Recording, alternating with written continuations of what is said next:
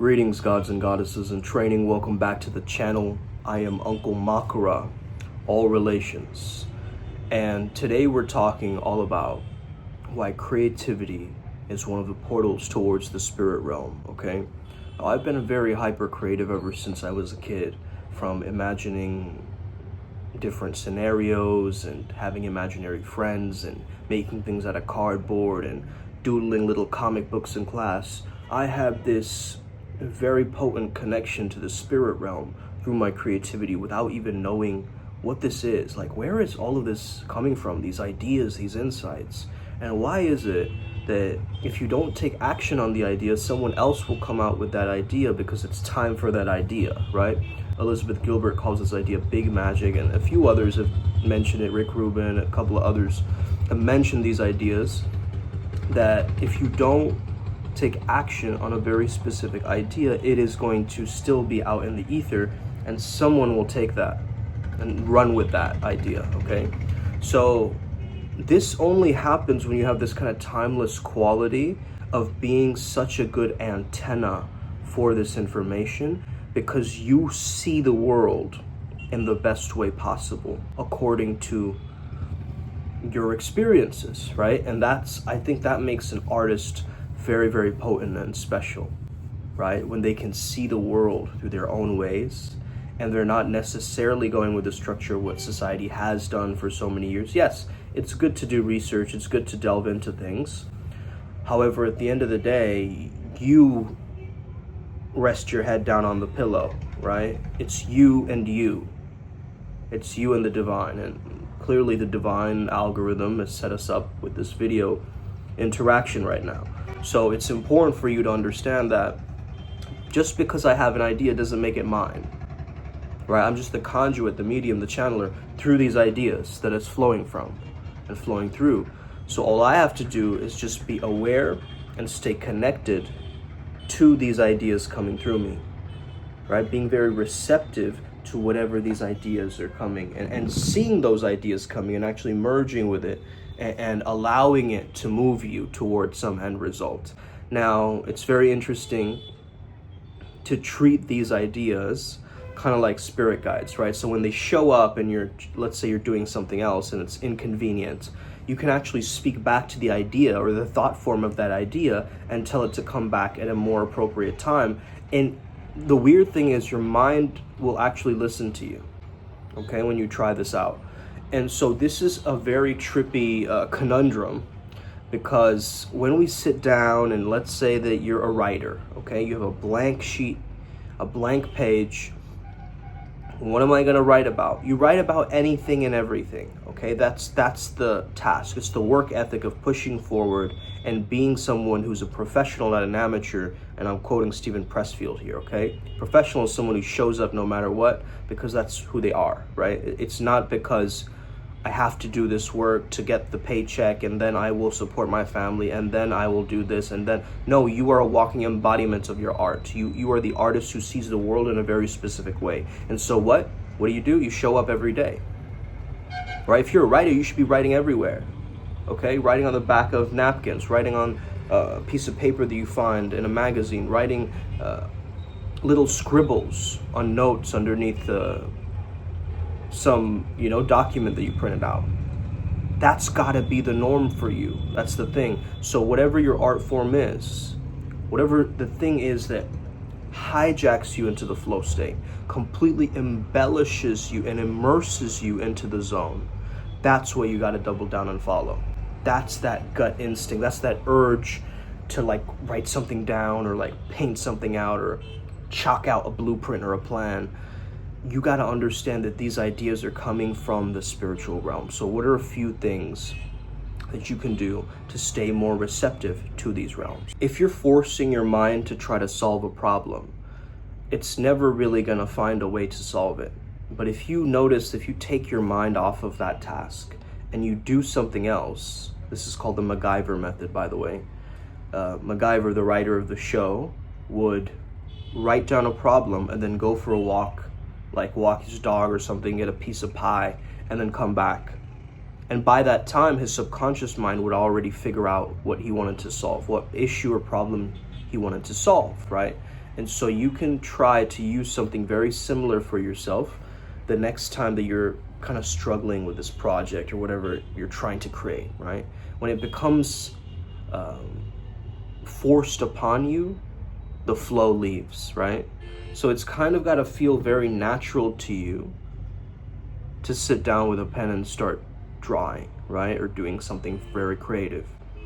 It's got to feel very natural and effortless to you. So the best way to do this is to calm yourself, okay? Calm yourself using breath work, calm yourself by grounding your feet, calm yourself through different sounds, perhaps humming, chanting, these types of things. And once you're in a calm state and your nervous system is incredibly calm, you are broadcasting that calm signal for ideas to quickly drop into your head. Okay? But the moment you're trying to force an outcome, and you're like, it has to be my way, right? There's too many people living like this ultimatum mentality. It's my way or the highway. Okay? No, it's the flow way or the highway, right? It's the most natural way or the highway. It's not my way, right? My is not, the ego should never belong to art. The ego is the one creating it and putting all the pieces together. It's kind of like the manufacturer or whatever, but it's not the one that is putting and piecing all these ideas together. I think there's some kind of a weird soul contract or like a spiritual thing that's happening in the background of these amazing art pieces, right? You see the music industry is completely chimed into either very dark types of music, right? Or they get taken over by these entities because they don't know how to protect themselves energetically, right? Or, you know, they suddenly, an artist can get an incredible hit happening, and then suddenly they blow up, and they didn't even know that that wasn't even the song that they were expecting to blow up. But it blowed up because it was the right time for that thing. It was the absolute synchronicity that needed to happen during that time. You guys get this? So we almost have to be these land swimmers, right? We have to be open to these creative waves that come crashing and really start to understand what it really means to us, to our fresh pair of eyes, right? So when you're seeing an old idea, something you've read in the past, and you're seeing it with your pair of eyes, your unique lens of the world, your frame, right? Frame maintenance, not frame control. I don't call it frame control anymore. It's a frame maintenance. You're seeing the world exactly as your baseline is, right? And through that, actually, a lot of creative ideas will start to connect and integrate together. It's actually an amazing process. So the next time you're creating any kind of thing, right, you got to understand to make it very personal to you, okay? And the cool thing is, not every idea is going to be absolutely gold or the philosopher's stone. There's sometimes trash ideas that come in, and you got to ask yourself honestly, is this task serving my higher self, right? Is it feeding my soul, or is it still working from a fear or ego, right? I want to impress my audience, so I'll make this art piece. Then it doesn't end up working out sometimes, right? Like I'll force this outcome because the algorithm is giving me these hashtags. I must use them, right?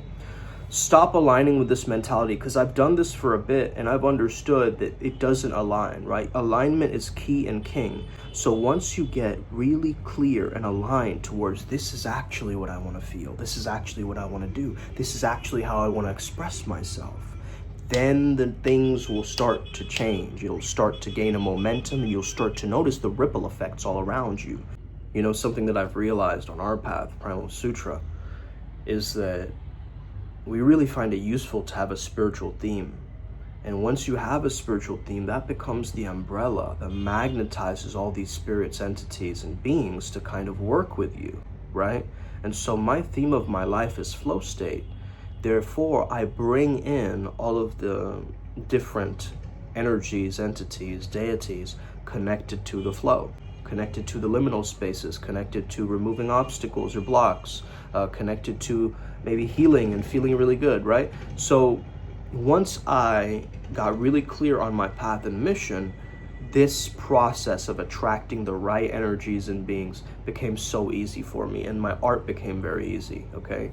even making songs or drawing or all of these things became very effortless because, well, it's coming from my heart space, right? I'm not trying to force it using my mind. And at the same time, you want to fill your mind with lots of myths, archetypes, symbols, different images, and language, right? When you do this, guys, then the spirit world can actually speak to you in more different ways, right? Because you've taught yourself so many different languages, so many different ways to communicate, right? Even non-verbal ways, like you get a weird itch or something like this, and you know that this is one of your guides, or you know that there's some spiritual reason to this, right? So of course, don't over spiritualize everything. That kind of makes you malfunction at times like a robot. But at the same time, it is such a powerful notion to notice that, okay, this random feather just landed on my lap, or these moments of synchronicity are actually the spirit realm speaking to me. I remember years ago when a hawk or a black kite had flown over my head, and that was one of the first times that I had ever come into contact with Horus's energy properly, and it fully embodied during that time. So that was really important for me to almost get claws in my hair or whatever, because it woke me up out of my trance, right? I needed that symbol, that signal from the spirit realm to help me understand my higher calling. And the moment that happened, I knew that, whoa, okay, something shifted in me, something changed. And immediately I ran down, started to Google this. What does this mean, right? What is the meaning of this? Okay, now the internet will give you a bunch of weird shit, but ultimately it told me that it's a higher perspective. It's getting you to take action on something, right? And that's when I started to research these different ideas and topics. So these little symbolic instances that might seem to happen to you, which you're like, you can easily bypass it using your bitter mind, right? Your bitter adult mind of just like, oh, this cat's sitting next to me, who the fuck cares, right? Not even understanding that it could be a spirit in that cat that's trying to actually commune with you, but you are so gullible, or you're so like jaded or something, right, that you're not even picking up on any of these spiritual signals. And I've seen this time and time again with many people. So I really want to get you to perceive differently, okay, and understand that your view of how you see something is actually very special, beautiful, and amazing. Like, you cannot take away your perspective for somebody else's, because then you lose your art, then you lose the magic, then you lose that drive, you lose that creative fuel, that juice, right? But if you embrace your own way of seeing things and you actually express from that honest place, and you start to grow and learn and expand, now this art is taking on a life of its own. You've pulled it from the spirit world, and now it's in the physical world. And there's something happening, right? There's energetics happening around that just starts to link up and click, right? You start meeting the right people, the right circumstances just all fall into place. Like, these types of things are really beautiful once they really gain the traction, right? Now, of course, we don't want to think of these beings or deities we're working with, or spirit guides we're working with, almost like, oh, they'll handle it for me, they'll do it for me, they'll force, and you're using them almost like a way to weaponize your intuition and force all of these downloads to happen, rather than actually using them as a co-creator, right? Imagine you're doing a project and you had 7 co-creators with you. All of your chakra points manifest as these different guides. How would that change the way that you create art, or make music, or dance, or, create some fascinating new project, or have a tech startup, okay? Why is it that so many of these Silicon Valley guys try to get out of the logical mind and into the right brain using microdosing, using all these different ways, right? To try to shut off that overly critical thinking mind.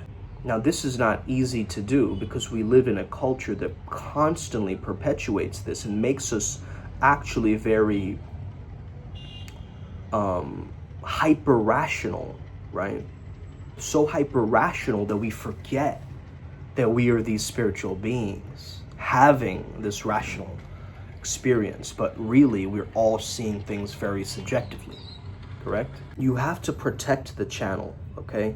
You are the channel. You are the one that's bringing in all these energies to create your art with, or create anything with for that matter, right?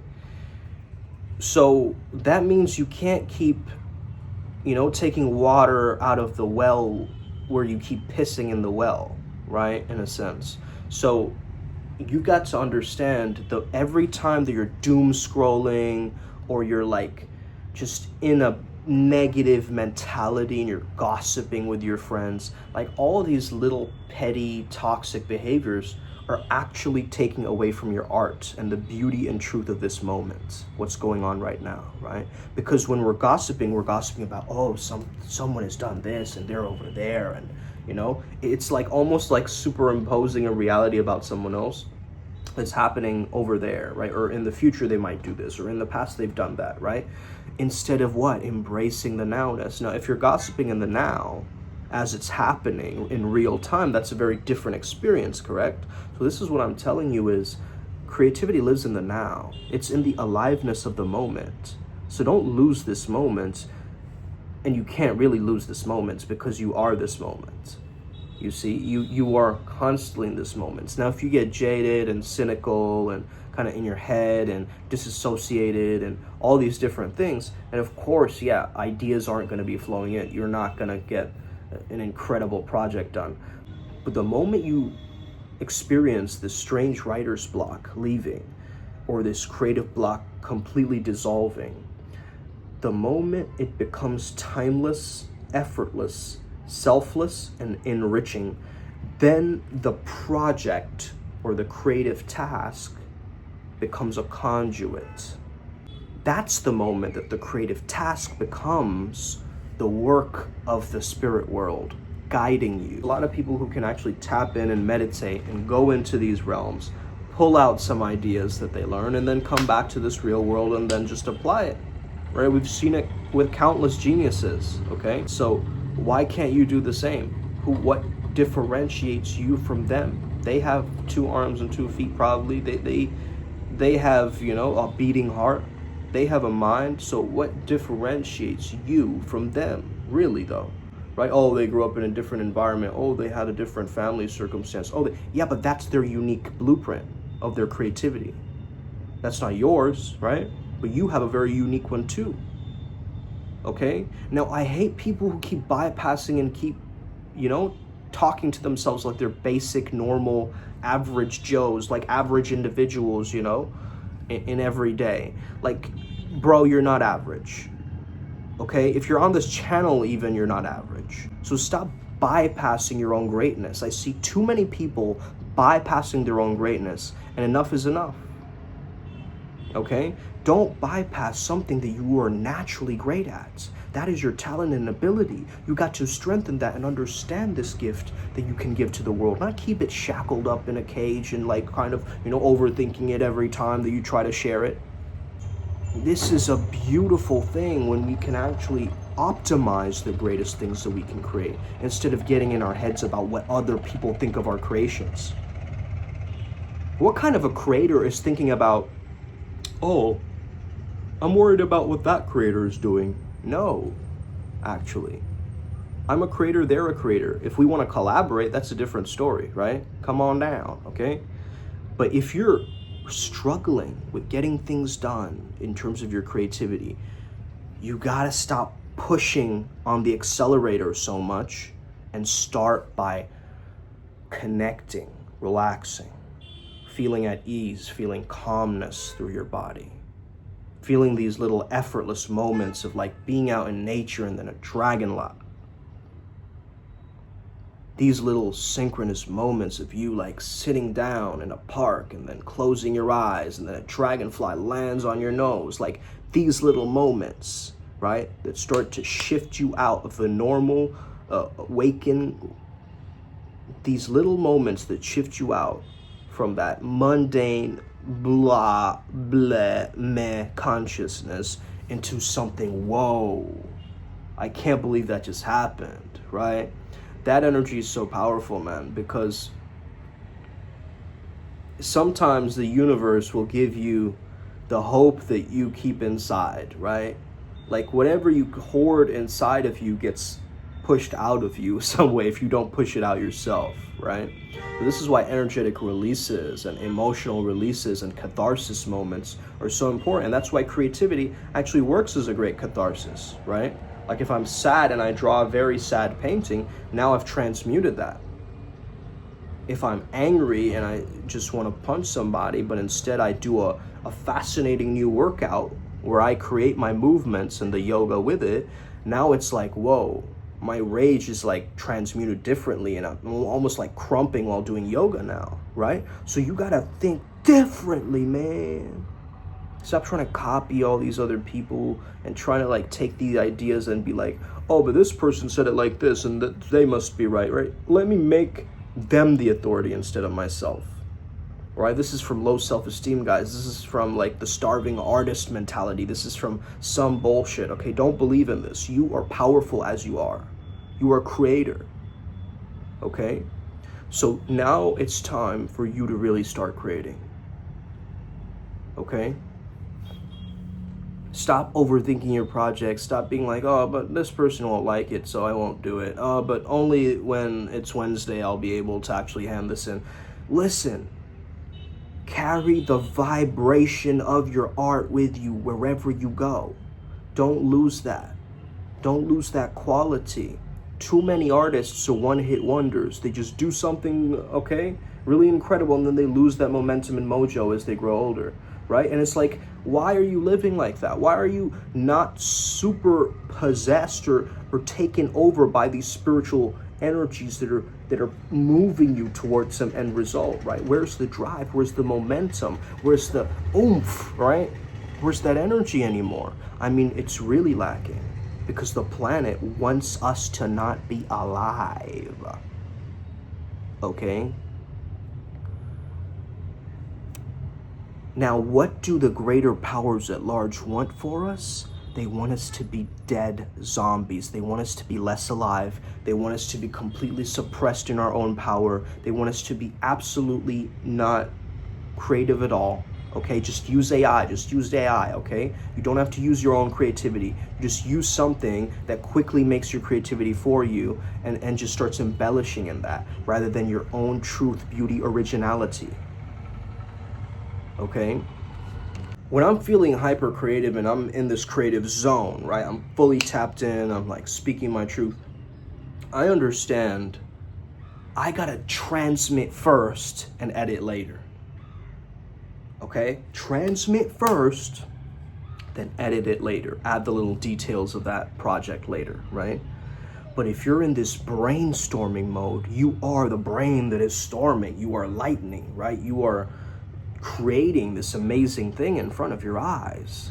So you get this amazing idea, write it down somewhere in a notepad, you know, on your phone, right? Write it down somewhere so you don't forget these little ideas, because you never know when in the future, one day, this little idea, you'll just start scrolling through your phone and you'll find a little weird notepad from the past, and then it'll suddenly click something for you in the present. Right? These little synchronicities happen, guys, and they've happened countless times for me. So I'm just sharing this with you to be able for you to actually activate your creative gifts. If you have this song that you can't get out of your head and it's your own song, right? Record it. Record a lame version on your phone. You don't even need Audacity, GarageBand, any of that. Just record a weak-ass quality on your phone and start messing with it, right? Unfiltered, unedited, just start going at it. And then you can take that sound and then you start playing it out loud, and then you start noticing the different discrepancies in that, right? And then you start refining it further. And then this becomes a project, a creative project, where you're using both of your hemispheres together. So you need the right brain to help you just brainstorm all these great symbols, ideas, lights, sounds, whatever. Use the subconscious mind appropriately. Now, I'm going to teach you a secret. Let's wrap up this video, but I'll end with this secret that I learned from Fred Dodson, okay? This is how you can take a conscious thought and embed it deep into your subconscious or unconscious, okay? This is a very powerful technique. So take it with a grain of Himalayan salt. So something that we say to ourselves when we have a very subconscious belief about ourselves is I don't even know why, but blank, right? I don't even know why I'm having this thought, but blank, okay? Now, let's say you want to embed the idea that you're a great artist. You know, all these art ideas randomly flow into my mind. It's like, I don't even know why, but this just happens, right? I don't even know why, but every time I notice that these ideas are just flowing into my brain, and they're so effortless. I don't even know why, but now this is a very dangerous technique, okay? So really use it appropriately and use it consciously. You don't want to make a conscious idea unconscious of an idea that you do not want. So be very clear about when you're doing this practice, okay? Because this is one of those ways, okay? So say this out loud, right? With conviction. I'm one of the greatest artists on planet Earth, and I don't even know why. I don't even know why, but every time, all these art pieces just magnetically happen. I don't even know why, but the spirit realm keeps connecting with me on the daily. And I honestly don't even know why. Okay? And now that it's deeper into your subconscious and you're saying this in a trance-like state, maybe you're even saying it in front of a mirror, right? As you start noticing that you're embedding this deeper into your subconscious, now it will start to change your waking life, right? Because the subconscious is almost like this invisible substrate template reality, right? That creates this conscious one. So it's a very powerful technique. I hope this helps you out today. I hope you have an incredible rest of your day. May the flow be with you and stay legendary. Also, make sure you join the Telegram group, okay? And PrimalSutraMysterySchool.com. We are headed to Sedona at the end of the year. Let's get it. Upward spiral, gang. Let's win.